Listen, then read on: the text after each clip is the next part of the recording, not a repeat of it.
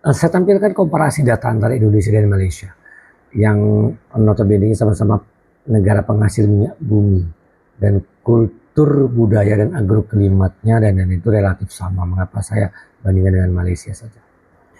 Nah, dari jumlah penduduk Indonesia itu lebih besar, hampir 300 juta. Kalau Malaysia kan 35 jutaan gitu. Nah, konsumsi BBM pada tahun 2023, data yang saya dapat itu 2 kali lebih besar daripada Malaysia, yaitu 1,6 juta barrel. Sedangkan potensinya itu, Indonesia itu 2 kali lipat juga dari Malaysia, yaitu 4,17 miliar barrel. Nah, jika data ini benar, maka kebutuhan BBM itu gede dan potensinya juga lumayan besar. Nah, saya tampilkan data tentang kisaran harga. Saya sebenarnya tidak iri dan juga tidak kesal juga tidak marah jika harga BBM di Malaysia bisa beda jauh, lebih murah maksudnya. Maksudnya Indonesia itu lebih mahal dan Malaysia itu lebih murah. Dan hal ini sudah banyak data dari banyak pihak yang mempermasalahkan dan mempertanyakan mengapa terjadi perbedaan ini. Saya sih paham ada kebijakan dan alasan, ada permasalahan yang sebenarnya tidak kami pahami. Mengapa bisa jomplang begitu harganya, terlalu ekstrim. Artinya yang memahami adalah pemerintah. Pemerintah itu sendiri sebagai regulator. Tentunya semua pejabat itu memiliki hati nurani yang baik kalau kita berprasangka baik ya. Dan mempunyai pertimbangan sendiri mengapa terjadi perbedaan harga yang signifikan.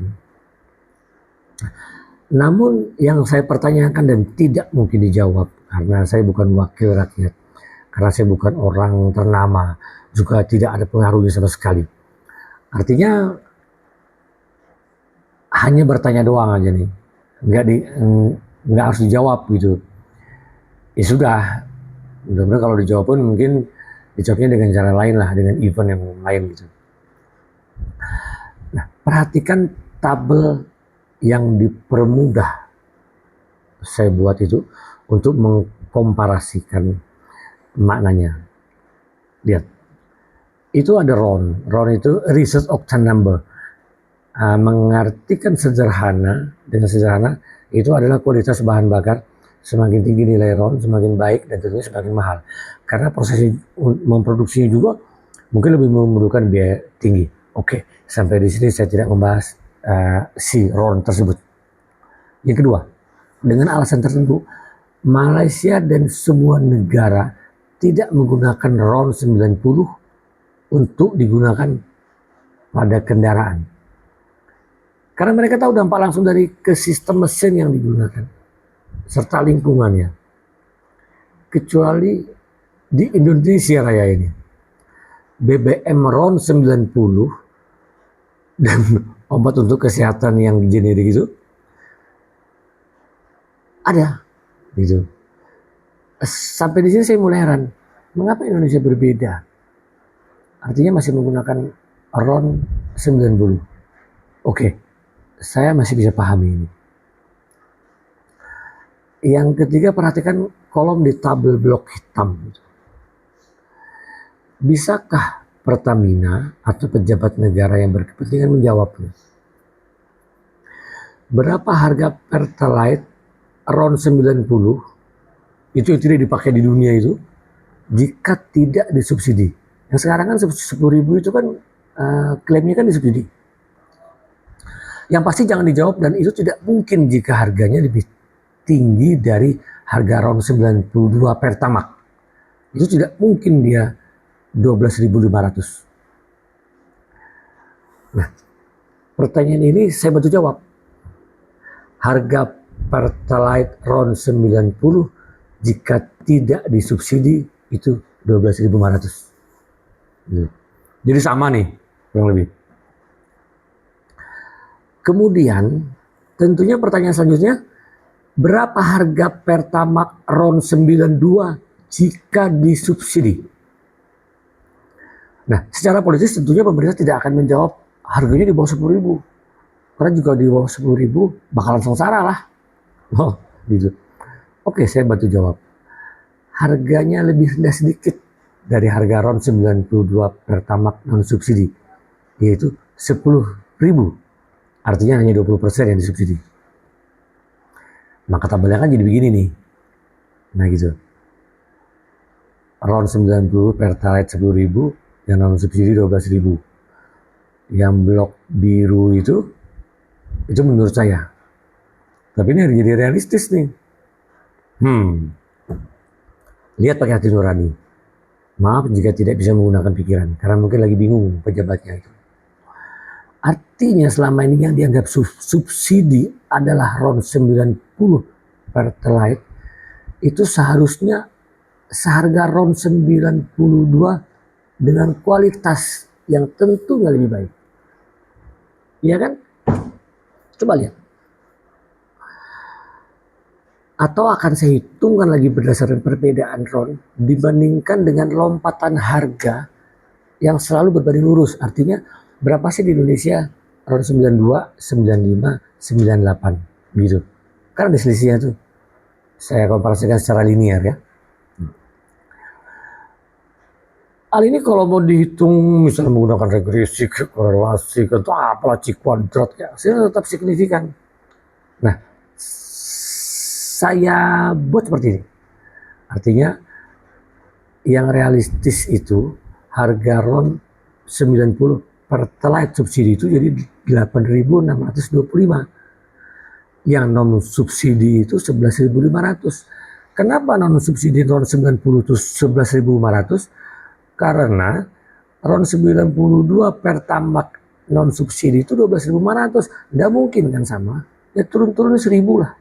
Kalau turun-turun 1.000, subsidinya 8.625. Itu ke 25%. Nah gitu. Nah, timbullah data ini untuk RON 90 sekali lagi Pertalite itu subsidinya itu hanya 8.625, bukan 10.000. Nah, jika tidak disubsidi, harga realistisnya psikologinya itu 11.500. Nah, pertimbangannya begini, harga RON 90 itu kan harusnya lebih murah. Murah Rp1.000 lah dari harga patokan RON 92 yang 12.500. Dan kemudian pemerintah memberlakukan subsidi sebesar 25%, ketemu angka 8.625. Itu menurut saya. Nah, RON 92 Pertamax yang non subsidi itu business usually, itu profit ya, non subsidi. Setuju, harga patokannya yang sudah lama berlaku itu 12.500, ada kenaikan mungkin. Jika disubsidi 25%, maka harga RON 92 Pertamax subsidi itu 9.375, nggak sampai 10.000. Kalau 25% subsidinya. Dibaratkan ini ekstrimnya pemerintahan itu. Ini pemerintahan di alam lain ya, bukan di Indonesia. Ya. Maaf, ini saya komparasikan pemerintah di alam lain, di negara lain itu. Ini menjual air minum dalam kemasan, katakanlah merek A, yang siap diminum dan higienis, pakai reverse osmosis lah segala macam. Itu layak dijual dengan harga floating rate, dengan harga free market, business as usually. Itu satu botol 1 liter harganya 12.000. Nah itu dikatakan pemerintah itu non subsidi. Namun saat itu pemerintah juga jual air putih yang diperoleh dari PDAM, itu namanya merek B, yang banyak mengandung klorinnya, dengan harga 10.000. Dengan klaim itu subsidi. Dua barang yang berbeda.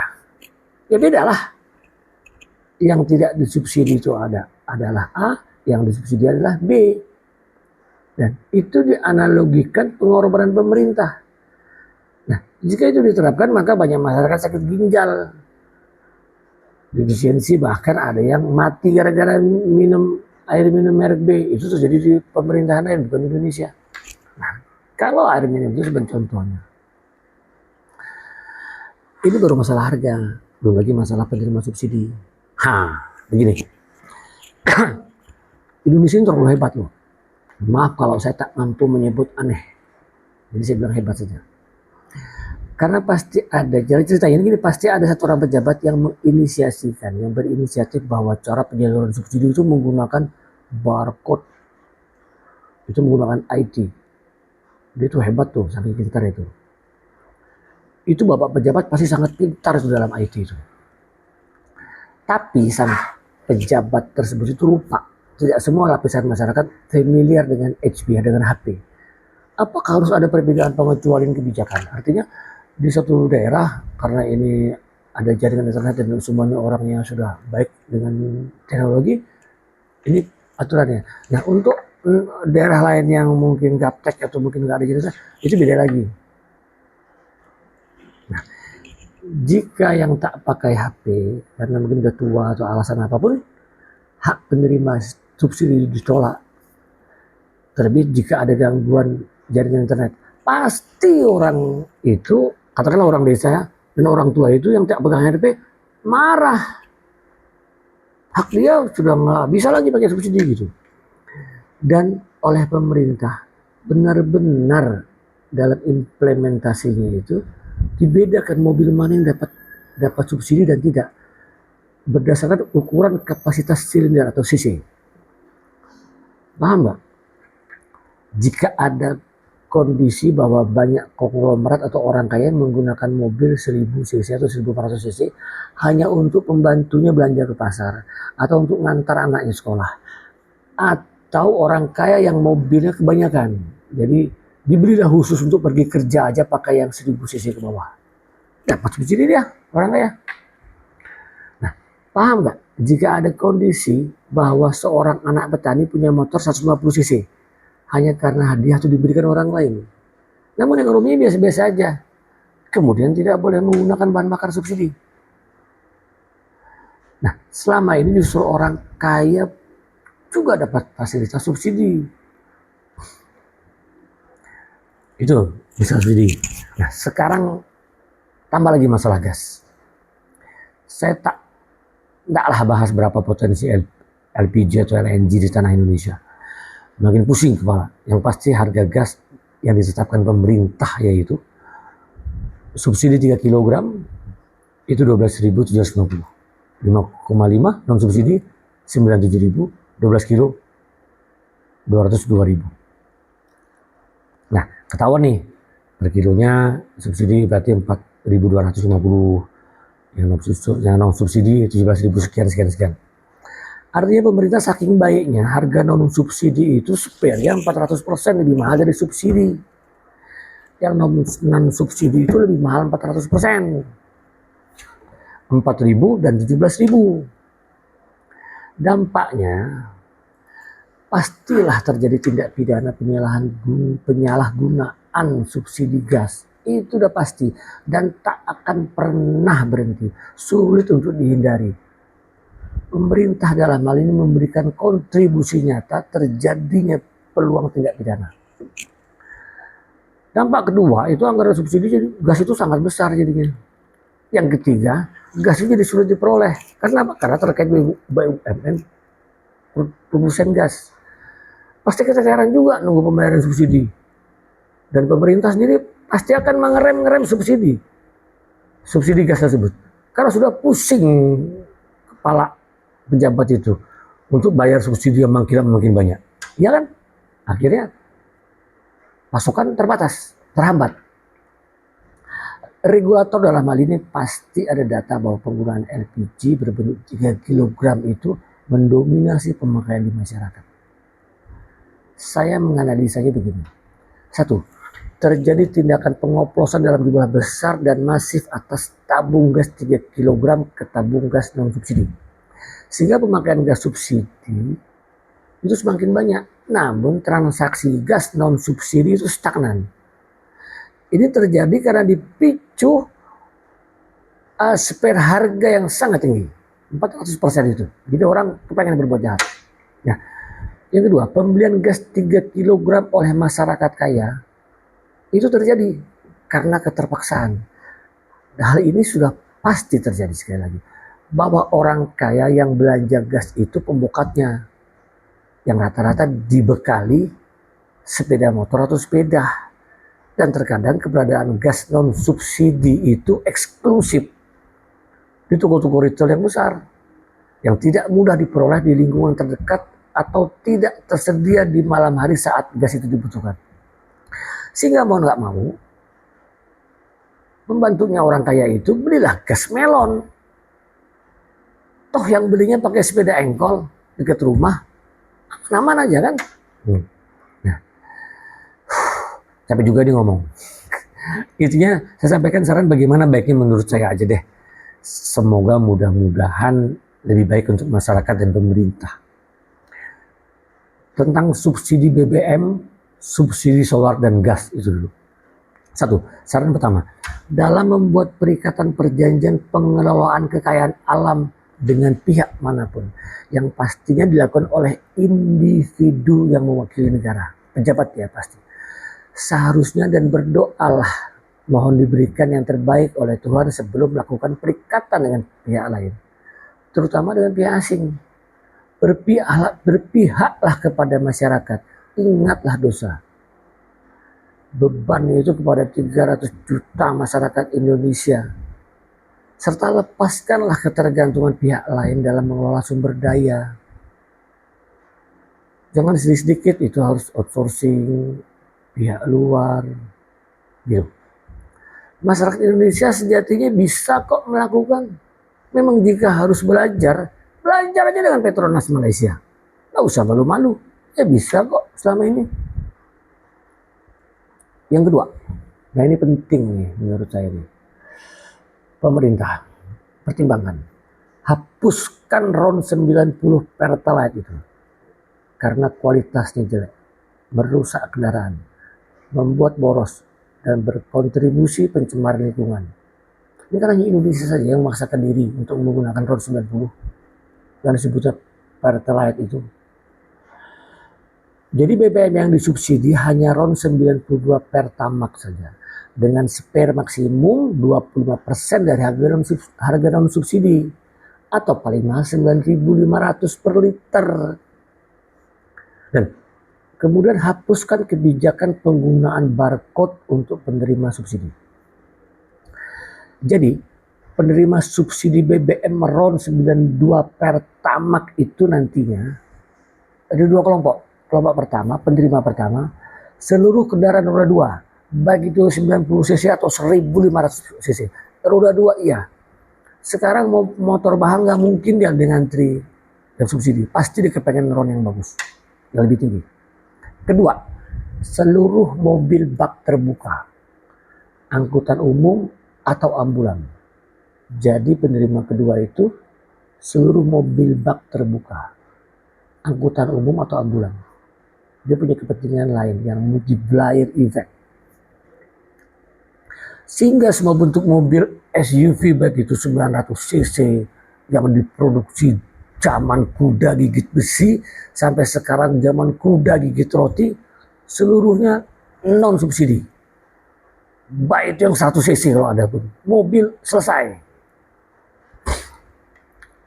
Nah, untuk bahan bakar solar itu dihapuskan, memohon mudah-mudahan dipertimbangkan, dihapuskan kewajiban penerima subsidi itu dipaksa mengisi DEX terlebih dahulu sebelum mengisi solar subsidi.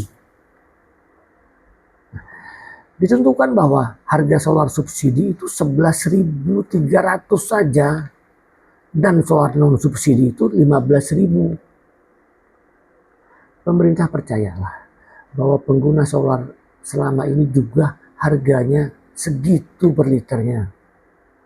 Karena dia kan harus membeli DEX juga. Jadi kalau memang 11.300 mudah-mudahan tidak bermasalah.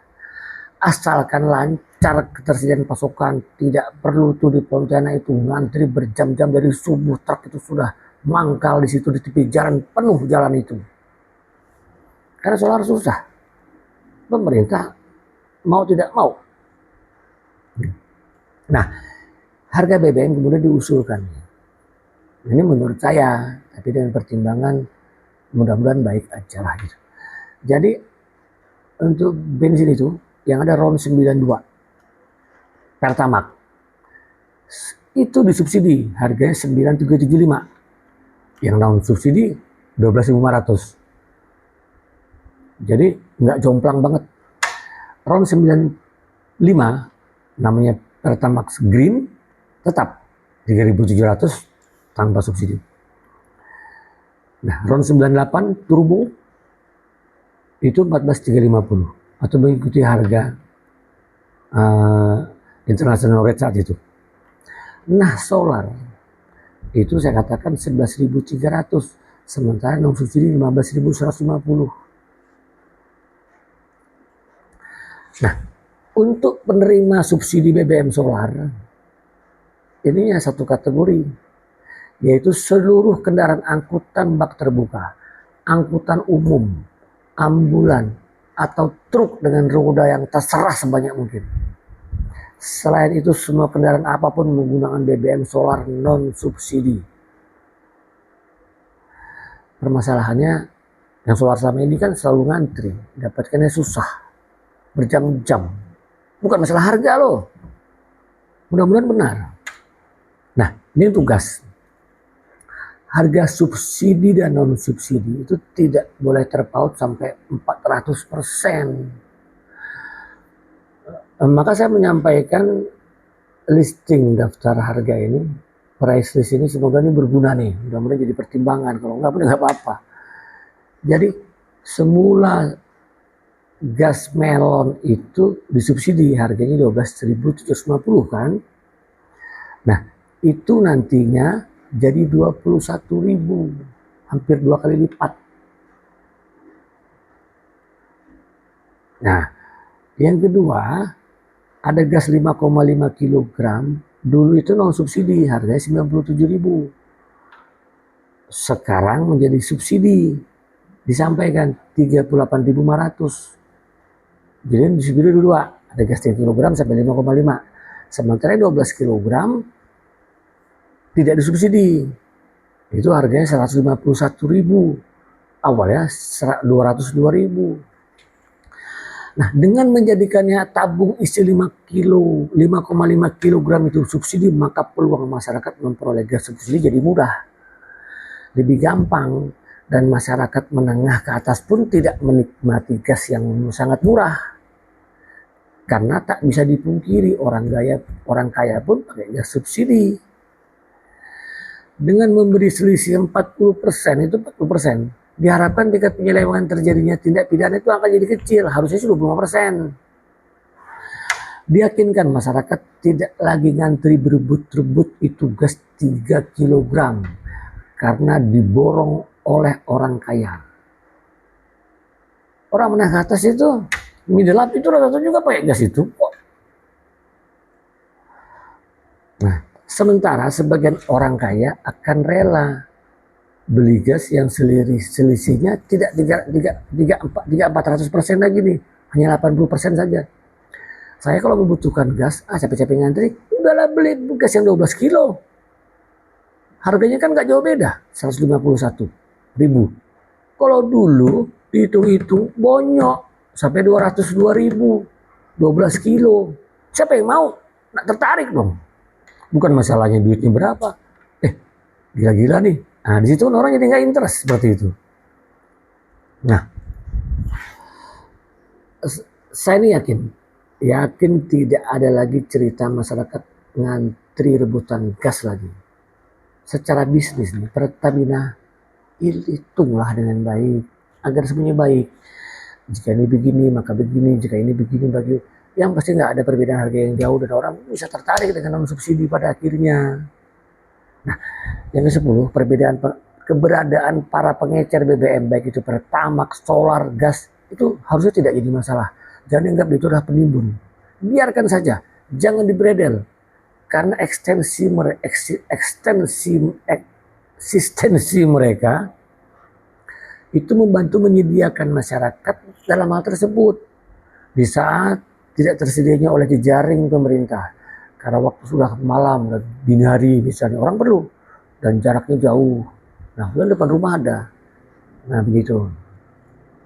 Nah, yang terakhir nomor 11, berharap seluruh depot Pertamina itu menjual gas secara terbuka, apalagi yang 24 jam.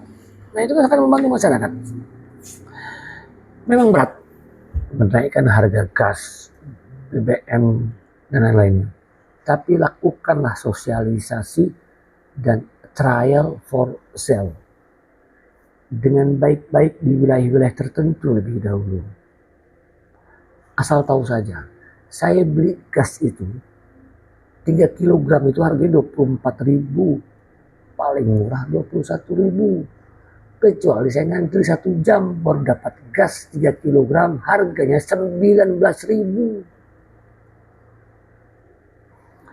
Oke? BUMN Pertamina, yes.